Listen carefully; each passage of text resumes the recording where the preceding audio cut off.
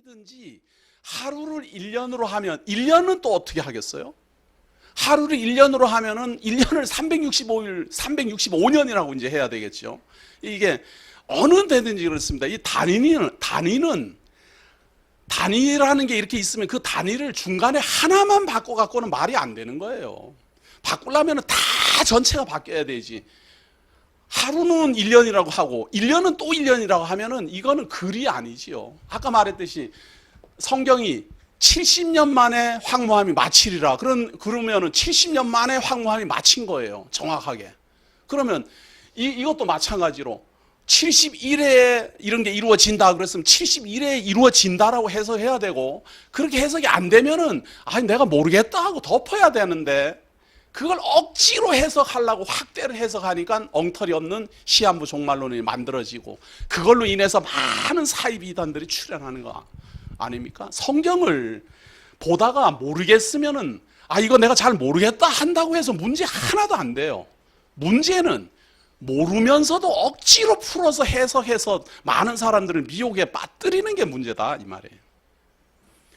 그럼 이 사람들이 주장하는데도 하루를 1년으로 해석한다 그러면 예수님이 예언을 할 때 그래요. 내가 대제사장들과 사두개인들의 손에 넘어가서 죽은 자 가운데서 3일 만에 부활할 것이다 이렇게 예언을 하고 3일 만에 부활을 합니다. 그 사람들 말대로 하면 3년 만에 부활해야 되겠지요. 예언을 했으니까. 그들의 말은 뭔 말인가 하면 성경의 예언은, 이상과 예언은 하루를 1년으로 계산해야 된다. 이게 줄임비 법칙이라는 게 있다는 거예요. 없어요. 그런 거 거짓말입니다. 줄여서 계산한다 그 말이에요. 그런 거 없습니다. 그들이 근거로 삼는 건 그거예요. 이스라엘 백성이 40년 동안 광야 생활하면서 하나님한테 범죄했는데 하나님이 그 범죄한 것을 예로 들어서 40일 동안 그들로 하여금 하나님 앞에 무릎 꿇게 합니다. 40일 동안. 그런데 사실은 40년 범죄했는데 40일 동안 그 죄를 씻는 훈련을 하는 거니까 감해 준 거지요. 거기에서 착안해갖고 1년을 하루로 예언했으니까 그 하루를 1년으로 확대해서 해석한다 이 말인데요. 엉터리입니다. 거짓말입니다. 그리고 이거 아닥사스다 칙령 457년 그래갖고 이거 계산하는 거 이거 전혀 맞지 않습니다. 아무리 예수 그리스도에게로 갖다 붙이면은 그게 마치 복음인 것처럼 알지만 거짓말로 해석하는 것은 아무리 예수 그리스도에게 연결해도 거짓일 뿐입니다. 우리는 있는 그대로 봅니다. 있는 그대로, 성경이 말하는 그대로. 자, 그러면 이제 풀어나가야 됩니다. 고레스 칙령이나 아닥사스다 칙령이나 다 그렇게 생각하는데 우리는 중건의 영, 하나님이 중건하라는 영이 날 때부터 기름 부음을 받은 자 곧 왕이 일어나기까지 이렇게 했어요. 중건하라, 이게 성을 재건하라 이 말이잖아요. 이 재건하라는 영이 나요. 이 영이 누구의 영이냐, 누구의 명령이냐 하는 겁니다. 누구의 명령이냐. 이 중건의 영이 어떤 사람은 고레스 칙령이다, 어떤 사람은 아닥사스다 칙령이다. 우리는 하나님의 명령이라고 말합니다. 그리고 고레스가 하나님이 자기에게 명령 내렸다라고 고백합니다. 에스라서 1장 1절로 갑니다. 에스라서 1장 1절. 구약 711페이지예요.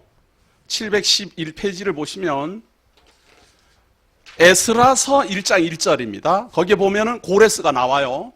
고레스가 나오는데 바사왕 고레스 원년에 여호와께서 예레미야의 입으로 하신 말씀을 응하게 하시려고 바사왕 고레스의 마음을 감동시키심에 저가 온 나라에 공포도 하고, 하나님이 고레스의 마음을 감동시켰어요. 이 감동을 시켜서 고레스로 하여금 온 나라에 공포를 하게 하는데, 그 공포의 내용이 뭔가 하면 2절 보세요. 바사왕 고레스는 말하노니 하늘의 신 여호와께서 세상 만국으로 내게 주셨고 나를 명하사 유다 예루살렘의 전을 건축하라 하셨나니, 하나님이 자기에게 명령했다 그거예요. 바사왕 고레스가 공포하는데 하나님이 내게 명령했다. 무슨 명령? 유다 땅에 예루살렘을 건축하라 하는 명령을 내렸다 이거예요. 고레스는 페르시아의 제왕입니다. 기름 부음 받은 왕이에요. 그 왕에게 하나님이 명령을 내린 겁니다. 무슨 명령? 유다 땅에 예루살렘을 재건하도록 해라 라고 명령을 내리니까 고레스가 유다 땅에 예루살렘을 재건하라 라고 칙령을 내린 거예요. 그런데 사람들은 전부 다 고레스가 칙령을 내렸냐 안 내렸냐 여기다 본다 그 말이에요. 이게 얼마나 참 성경을 기반하지 않은 해석입니까? 성경대로 보면은 고레스가 고백하잖아요. 하나님이 자기에게 명령했다 그러고, 또 하나님도 고레스를 감동시켰다 그러고. 여기서 우리가 하나를 더 봅시다. 이사야서를 봅니다. 이 고레스라는 사람이 태어나기도 전이에요. 고레스도 태어나기 전에, 고레스가 이런 칙령 내리기 전에, 무려 180년 전에 하나님은 고레스라는 사람을 예언하고 있습니다. 이사야 선지자가 예언을 하는데요. 이사야서 44장 28절입니다. 고레스에 대하여는 이르기를 그는 나의 목자라 나의 모든 기쁨을 성취하리라 하며, 예루살렘에 대하여는 이르기를 중건되리라 하며, 성전에 대하여는 이르기를 내 기초가 세움이 되리라 하는 자니라. 나 여호와는 나의 기름 받은 고레스의 오른손을 잡고 열국으로 그 앞에 항복하게 하며 열왕의 허리를 풀며 성문을 그 앞에 열어서 닫지 못하게 하리라. 이게 지금 고레스라는 사람이 이 재건의 영을 내리기 전 180년 전에 이사야 선지자가 예언하고 있는 겁니다. 고레스라는 사람은 하나님의 목자다. 그 하나님의 목자로서 하나님의 기쁨, 하나님을 기쁘게 할 자다. 그리고 그는 열국을 다스리니까 제왕이 되는 거죠. 제왕이 되고 또 기름 받은 자라는 거예요. 하나님이 기름 부어 세운 이방 지역의 왕이라는 겁니다.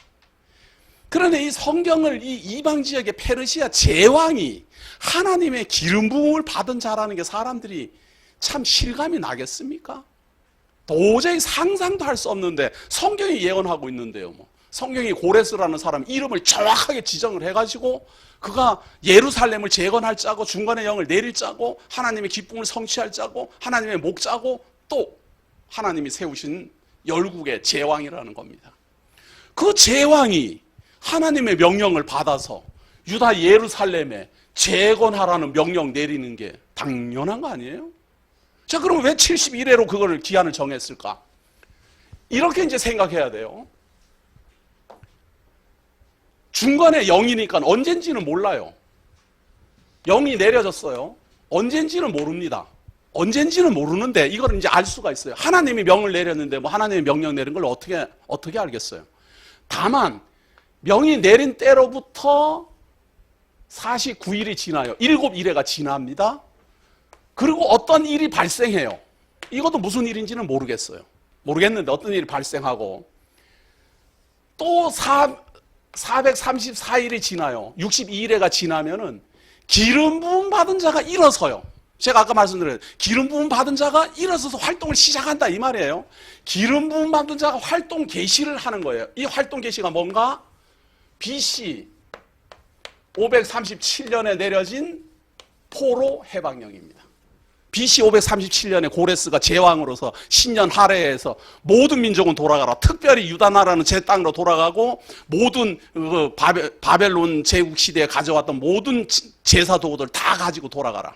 그리고 재건하는 데 소용되는 모든 경비, 소요 경비 이런 것들을 다 제공해 줄 테니까 돌아가서 예루살렘 성을 재건하라. 이러고 활동한다 그 말이에요. 그러면 이때로부터 434일 전에는 무슨 일이 있었을까? 하나님이 제왕으로 세웠겠지요. 기름 부어서 제왕으로 만드셨고, 그렇지 않아요?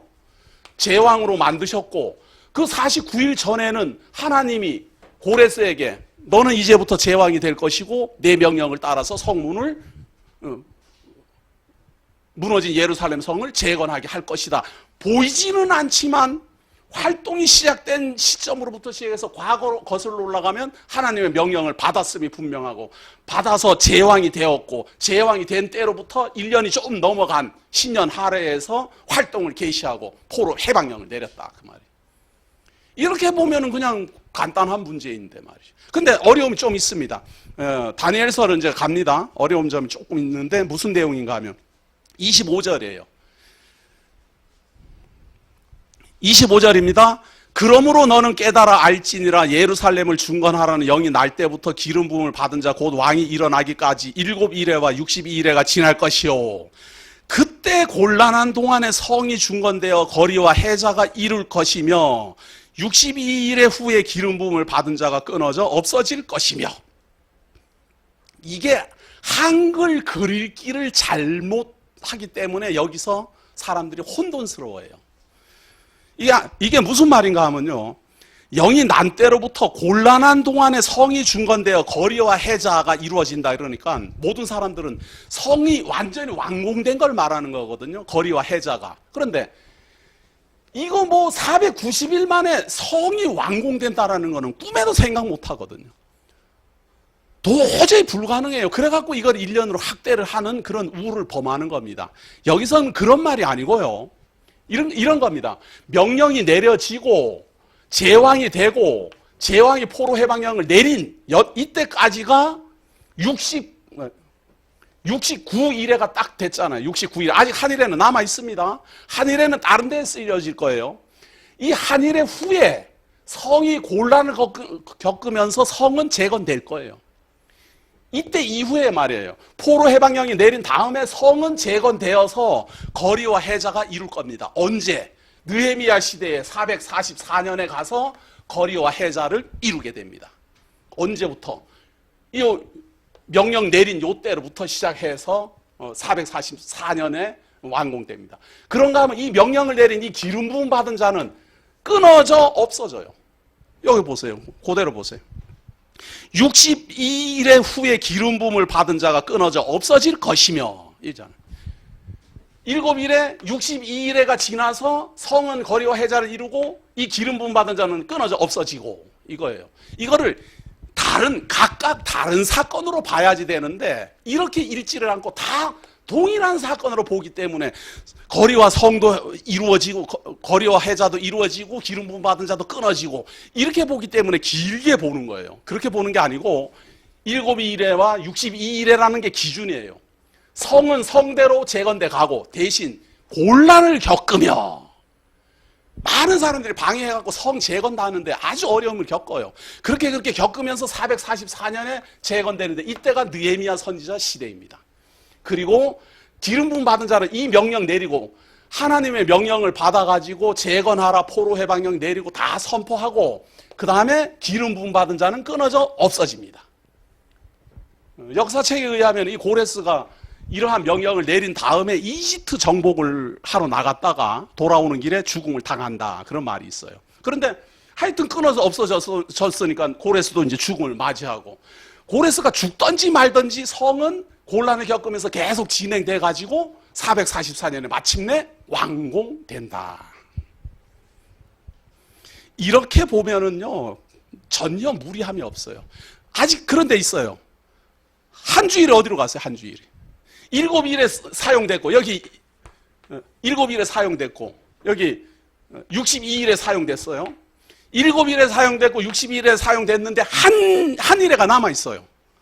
이 한 일에는 뭘까? 우리가 기억을 해야 돼요. 하나님이 명령을 내릴 때 내 백성과 거룩한 성을 위하여 70일에로 기한을 정하였나니, 그거예요. 그렇기 때문에 70일에는 전부 다 유대민족 혹은 거룩한 성을 위해서 사용되는 기간이에요.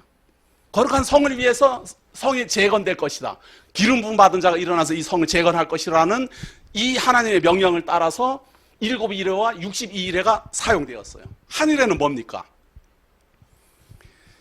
한일에 동안에 조금 더 보세요. 그 한일에는 여기에서 사용될 겁니다. 26절입니다.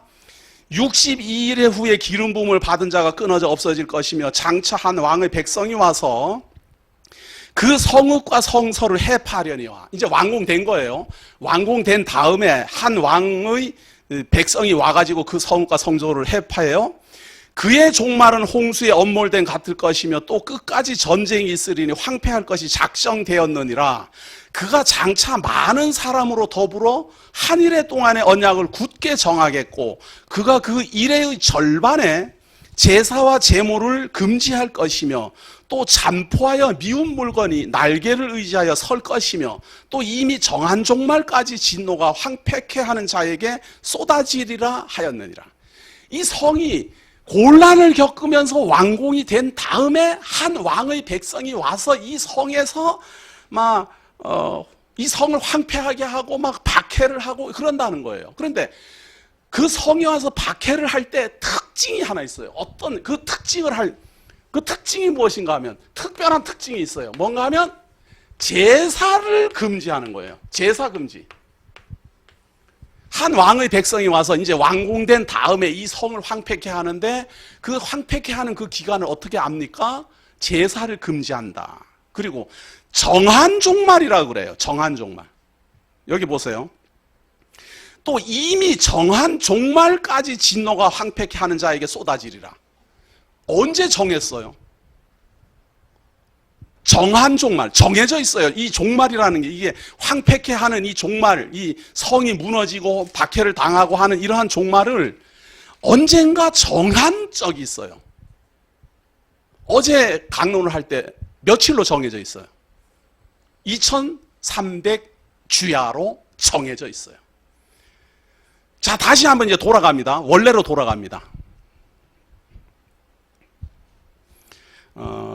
8장입니다.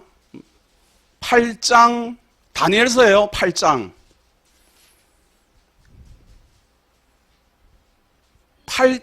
23절입니다. 8장 23절. 헬라 제국이 네 나라로 분열을 하고 네 나라로 분열한 나라의 왕족 중에서 그 후손이 이제 성소를 해파하게 할 것이다 라는 것이 어제 그 6강에서 계속 나왔지요. 그것을 이제 상기해야 됩니다. 자, 23절 보세요. 이 나라 마지막 때에 패역자들이 가득할 즈음에 한 왕이 일어나니 그 얼굴은 엄장하며 계율에 능하며 그 권세가 강할 것이나 자기의 힘으로 말미암은 것이 아니며 그가 장차 비상하게 파괴를 행하고 자의로 행하여 형통하며 강한 자들과 거룩한 백성을 멸하리라. 그가 꾀를 베풀어 제 손으로 계율을 이루고 마음에 스스로 큰 채하며 또 평화한 때에 많은 무리를 멸하며 또 스스로 서서 만왕의 왕을 대적할 것이나 그가 사람의 손을 말미암지 않고 깨어지리라. 이미 말한 바 주야에 대한 이상이 확실하니 너는 그 이상을 간수하라. 이는 여러 날 후의 일임이니라. 미리 예언되어 있어요. 아직 성이 만들어지기도 전에, 성이라는 게 존재하기도 전에 헬라 제국이 내 나라를 분열한다. 분열한 그 나라 중에 한 왕의 백성이 한 왕이 와가지고 여기를 이제 회파하고 2300주야 동안 환란을 겪게 될 것이다. 자, 그런데 그래서 2300주야라고 정해져 있는 이 환란의 시기는 과연 언제부터 어떻게 시작될 것인지 어떻게 끝날 것인지 아무도 짐작할 수 없어요. 그냥 2300주야 동안 환란을 당한다는 거예요. 언제? 없었던 성이 재건되고 나면, 그 말이죠. 없어졌던 성이 재건되고 나면 이 성이 회파된다. 그리고 2300주야 동안 이것이 황폐함을 이제 겪게 된다 이거죠. 2300일 동안은 되는데 그 환란이 시작되는 그것을 알게 하는 특징이 제사의 금지입니다. 그래서 조금 더 앞으로 가보면요. 8장입니다. 8장.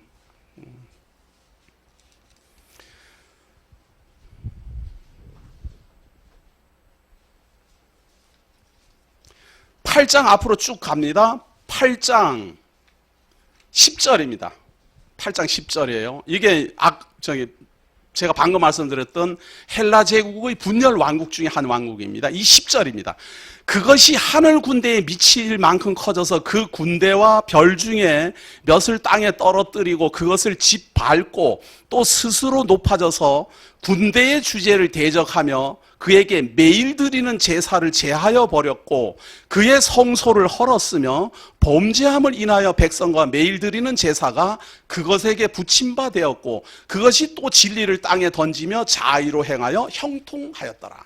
그러니까 지금 앞에서는 분열 왕국, 헬라 제국이 분열하고 그 네 왕국 중에 하나가 이 성소를 회파할 것이다.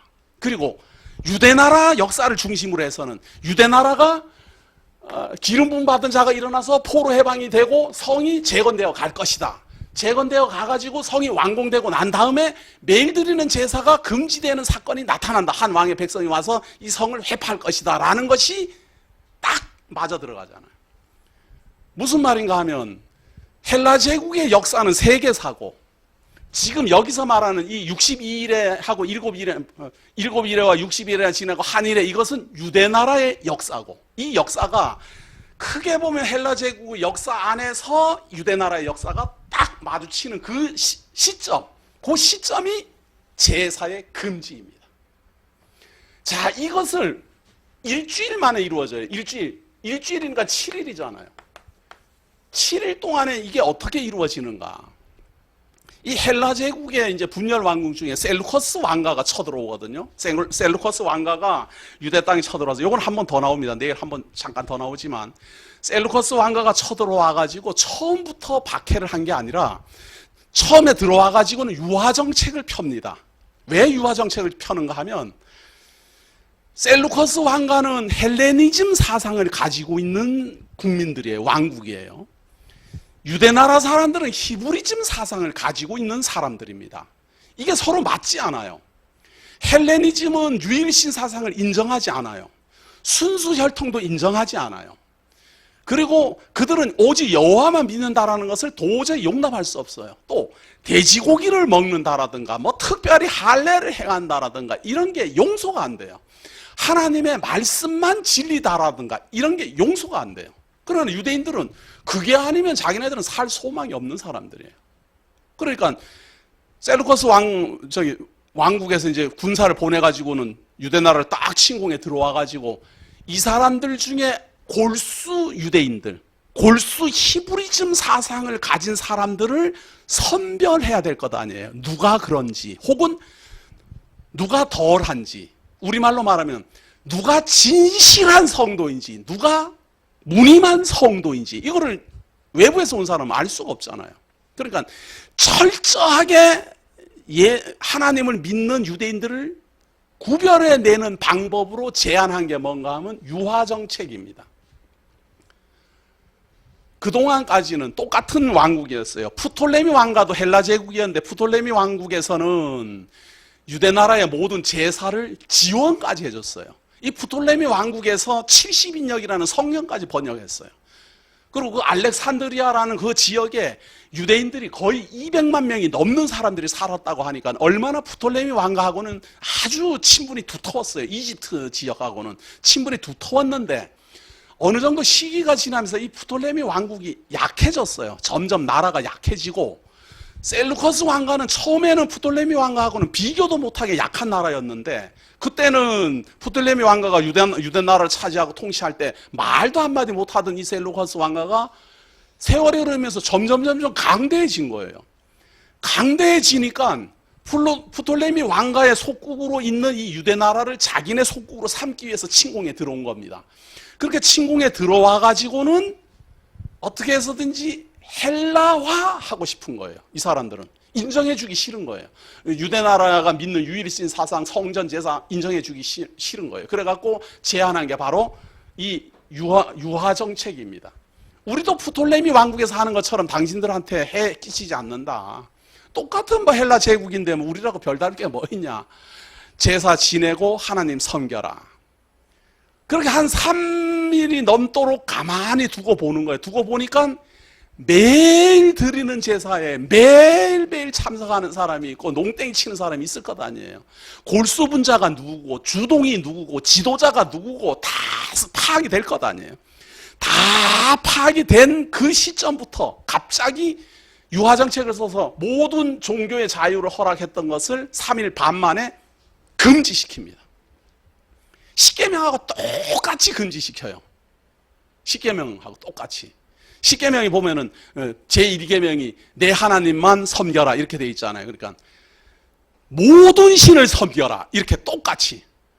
안식일을 지켜라 그러면 안식일은 지키지 마라 이렇게 똑같이 해가지고 뭐 할례를 행하면은 할례를 행한 그 아들을 어머니의 목도리를 삼아서 처단한다. 뭐 이런 식으로 해갖고는 십계명하고 똑같이 철저히 다른 헬라 정책을 요구합니다.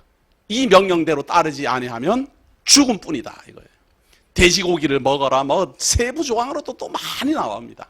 할례 행하지 마라, 안식일 지키지 마라, 돼지고기 먹어라, 이런 거 아무 신이나 다 섬겨라, 이런 걸 갑작스럽게 선포를 합니다.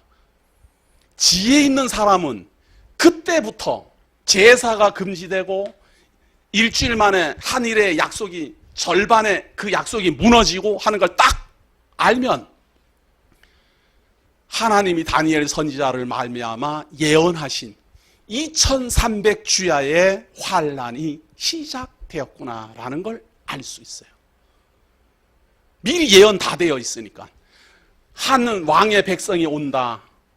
헬라 제국의 분열 왕국 중에 한 왕의 백성이 온다. 유대 나라를 통해서는 성전이 완공된 다음에 온다. 그가 와갖고는 하는 짓 중에 가장 특징이 있는 게 무엇입니까? 제사를 금지한다. 하나님을 대적한다. 진리를 땅에 던진다.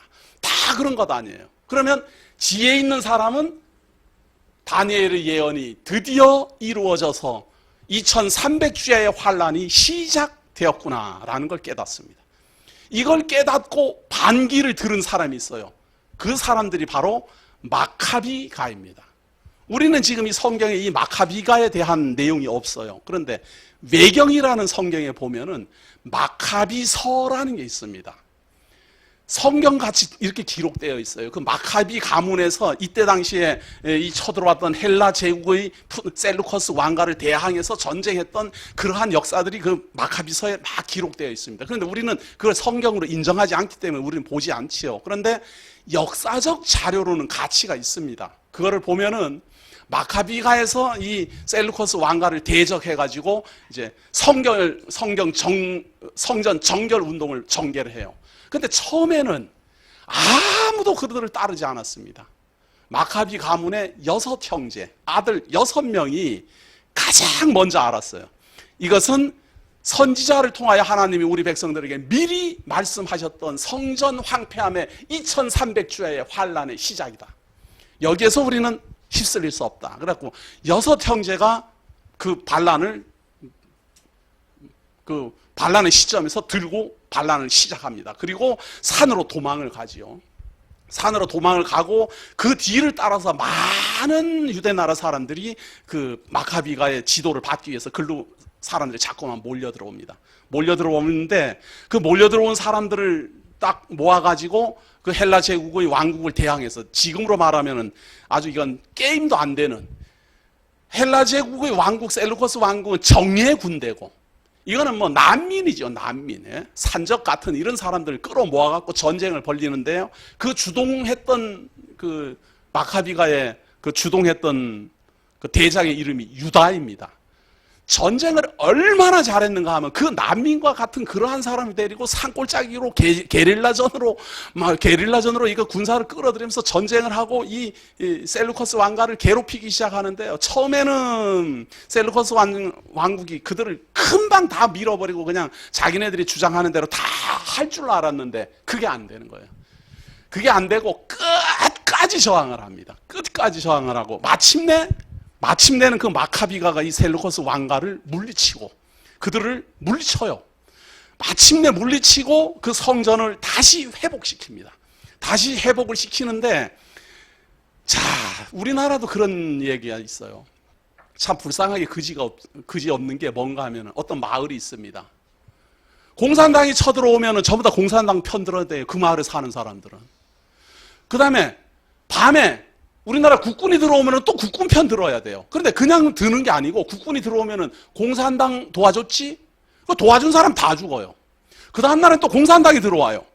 당신 국군 도와줬지? 또 다 죽어요. 도와준 사람. 이래저래 당하지요. 그것처럼 이 셀루커스 왕가가 그 유대나라에 들어가고 성을 황폐케 할 때 마카비가는 반대했지만 거기에 다 동조한 사람도 많을 것 아니에요. 그 많이 동조한 사람들은 드디어 이제 셀루커스 왕국이 물러나고 나니까 그들은 얼마나 참 비참해집니까? 셀루커스 왕국 덕분에 잘 먹고 잘 살았는데 그들이 갑자기 빠져나가 버리니까 그 다음부터는 얼마나 비참하게 됩니까?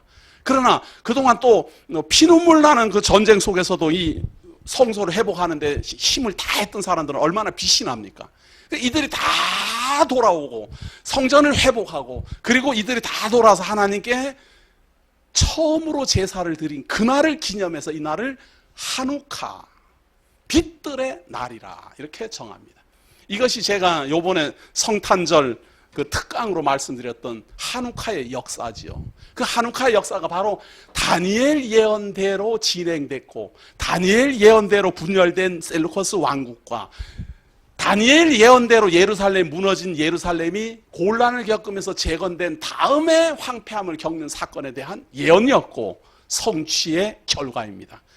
문제는 그날을 무려 8일 동안이나 축제일로 지내는 유다민족들이 그 날의 의미가 어디서 유래됐는지를 모른다는 것이 제가 참 답답해요. 그것이 지금 다니엘서에 이렇게 예언되어 있는 것의 성취라는 것을 아무 데를 찾아봐도 없어요. 그렇게 구약에 정통한 사람들이 왜 그런 생각을 못하는지 저는 알 길이 없어요. 반대로 말하면 정말로 하나님이 눈을 감겨놓으면 보면서도 몰라요. 자기네 나라 민족의 역사인데도 자기네 나라 민족들이 모르는 거예요. 전혀 관계도 없는 이 대한민국의 이 한쪽 귀퉁이 대구에 있는 강세창 목사가 이렇게 열변을 토하면서 이렇게 기뻐서 이렇게 확신에 차서 말하는 걸 그 나라 사람들이 오히려 모르고 있더라 그 말이에요. 뭐 기껏해야 그 성소를 정결케 하고 왔더니 기름이 떨어지지 않고 8일 동안 계속 불이 붙어 있었다더라. 그걸 기념하기 위해서 이 날이 하누카다 축제일이다 이런 이야기.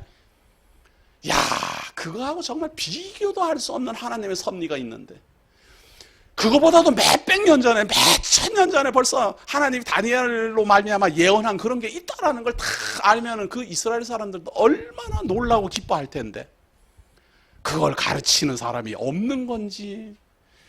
이스라엘에는 그 지혜로운 지도자가 참 많습니다. 아주 대단한 선생으로 이렇게 하는 사람들이 많아요. 그런데 그런 지도자들이 아무도 안 가르쳐 주는 것 같아요. 제가 그걸 보면서 참 정말로 때구나 때, 믿어질 때, 볼 때, 들을 때, 그런 때가 다 있구나. 같은 성경을 보면서도 어떻게 저렇게 모르고, 제가 아까 말씀드린 것처럼 시한부 종말론이니 무슨 보수주의의 어떤 주장들이니 이런 거 다 같은 성경 보면서도 전부 다른 말 하잖아요. 이것이 다니엘의 예언대로 이루어진 성전 재건 그리고 성전 황폐함에 대한 예언이었습니다. 이제 마지막으로 우리가 에스라서 정말 감동스러운 고레스 칙령 한번 읽어보고 오늘 강론은 마치고자 그렇게 생각을 합니다. 에스라서 1장 1절입니다. 페르시아 제국의 초대 제왕이고 위대한 왕으로서 칭해지는 고레스의 말입니다. 에스라서 1장 1절입니다. 바사왕 고레스 원년에 여호와께서 예레미야의 입으로 하신 말씀을 응하게 하시려고 바사왕 고레스의 마음을 감동시키심에 저가 온 나라에 공포도 하고 조서를 내려 가로되. 하나님은 감동만 시켰어요. 하나님이 어떻게 했는 것은 드러나지 않습니다. 그런데 바사왕 고레스는 말하노니 하늘의 신 여호와께서 세상 만국으로 내게 주셨고 나를 명하사 유다 예루살렘의 전을 건축하라 하셨나니 이스라엘의 하나님은 참 신이시라.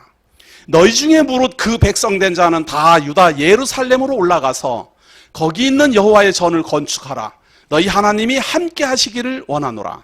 무릇 그 남아있는 백성이 어느 곳에 우거하든지 그곳 사람들이 마땅히 은과 금과 기타 물건과 짐승으로 도와주고 그 외에도 예루살렘 하나님의 전을 위하여 예물을 즐거이 드릴지니라 하였더라. 페르시아 제국의 초대 제왕 고레스의 명령이었습니다.